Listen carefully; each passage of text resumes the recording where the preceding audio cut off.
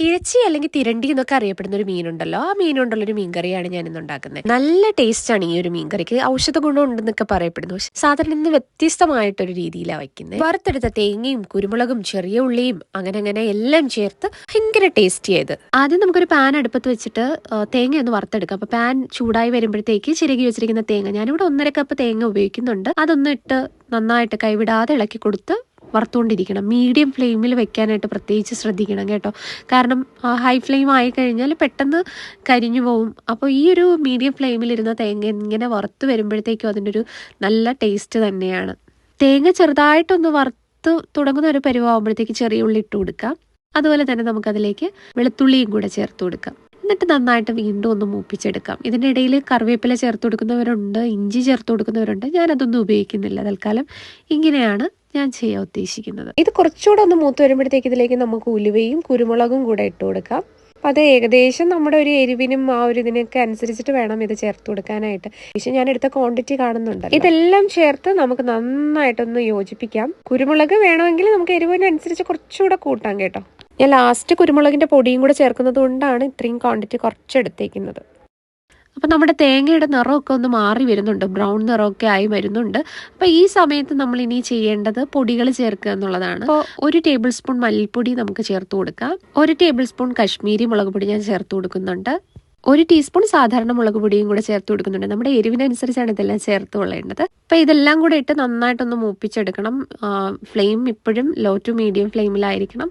കുറച്ച് സമയം ഇതൊന്ന് കിണ്ടി വരുമ്പോഴത്തേക്ക് ഇത് നന്നായിട്ടൊന്ന് മൂത്ത് കിട്ടും.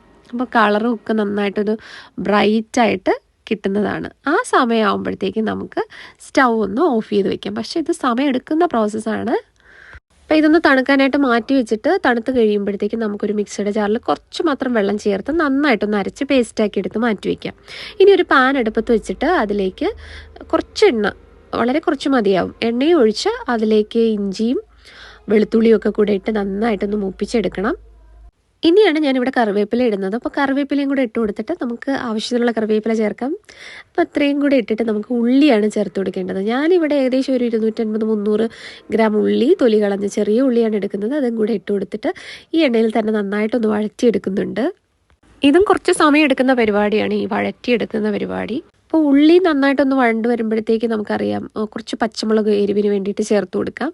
അപ്പോൾ പലതരത്തിലുള്ള മുളകുകൾ നമ്മളിതിൽ ചേർക്കുന്നുണ്ട്. അപ്പോൾ ഇതെല്ലാം നല്ല നമ്മുടെ എരിവിനനുസരിച്ച് വേണം ചേർക്കാനായിട്ട്. ഇനി ഇതിലേക്ക് നമുക്ക് നമ്മുടെ ആവശ്യത്തിന് 1-1.5 തക്കാളി നമുക്കിതിലേക്ക് അരിഞ്ഞ് ചേർത്ത് കൊടുക്കാം. ചെറുതായിട്ടല്ല, നീളത്തിൽ തന്നെ അരിഞ്ഞ് ചേർത്ത് കൊടുക്കാവുന്നതാണ്. അപ്പോൾ ഇതെല്ലാം കൂടെ നന്നായിട്ടൊന്ന് വഴണ്ട് വരട്ടെ. ഇനി നമുക്ക് പാകത്തിനുള്ള ഉപ്പ് ചേർത്ത് കൊടുക്കാം. ഇതിലേക്ക് നമുക്കിനി പുളിവെള്ളം ചേർത്ത് കൊടുക്കണം. ഞാനിവിടെ ഒരു ചെറിയ നെല്ലിക്കയുടെ വലിപ്പത്തിലുള്ള പുളി പിഴിഞ്ഞത് എടുത്തിട്ടുണ്ട്. അപ്പോൾ അത് കുറേശ്ശെയായിട്ട് നമുക്ക് ചേർത്ത് കൊടുക്കാം. അപ്പോൾ ഒരു തവണ ചേർത്തിട്ട് അതൊന്ന് മിക്സ് ചെയ്ത് യോജിപ്പിച്ചതിന് ശേഷം പിന്നീട് നമുക്കിത് ചേർത്ത് കൊടുക്കാം കേട്ടോ. അപ്പോൾ ഇതെല്ലാം കൂടെ ഒന്ന് മിക്സായി വരുമ്പോഴത്തേക്ക് നമ്മുടെ നേരത്തെ അരച്ച് വെച്ചിരിക്കുന്ന ആ ഒരു പേസ്റ്റ് ഇതിലേക്ക് ചേർത്ത് കൊടുക്കാം. തേങ്ങയുടെ പേസ്റ്റ് ചേർത്ത് നന്നായിട്ട് ഇതിനെ ഒന്ന് ഇളക്കി യോജിപ്പിച്ച് കൊടുക്കണം. അപ്പം നമ്മൾ വെള്ളം ഒട്ടും ആദ്യം ചേർക്കത്തില്ല. പിന്നീട് ആ പാത്രം ഒന്ന് കഴുകിയിട്ട് ആ വെള്ളവും കൂടെ അതിലേക്ക് ചേർത്ത് കൊടുക്കാം. മിക്സിയുടെ ജാറില്ലേ, അത് കഴുകി നന്നായിട്ട് വെള്ളവും കൂടെ ഒന്ന് ചേർത്ത് ഒന്ന് യോജിപ്പിച്ചിട്ട് ഒന്ന് തിളപ്പിക്കാനായിട്ട് വെക്കാം. അപ്പോൾ ഇതൊന്ന് തിളച്ച് വരുന്ന സമയത്താണ് നമ്മുടെ മീൻ ഇതിലേക്ക് നമ്മൾ ചേർത്ത് കൊടുക്കുന്നത്. ഉപ്പോ പുളിയോ എന്തെങ്കിലും കുറവുണ്ടെങ്കിൽ നമുക്ക് ഈ സമയത്ത് ആഡ് ചെയ്ത് കൊടുക്കാം. പിന്നെ മീൻ കഴുകി വെച്ചിരിക്കുന്നത്, തൊലിയൊക്കെ കളഞ്ഞാണ് കഴുകി എടുത്തിരിക്കുന്നത്, അത് ഇതിലേക്ക് ഇങ്ങ് ചേർത്ത് കൊടുക്കാം. ഒരു സ്പൂൺ വെച്ച് ഇതിനെ ഒന്ന് ഇളക്കി യോജിപ്പിച്ച് കൊടുത്തിട്ട് ഒരു മൂടി വെച്ച് നമുക്കൊരു 20 മിനിറ്റ് ഒന്ന് കുക്ക് ചെയ്തെടുക്കാം.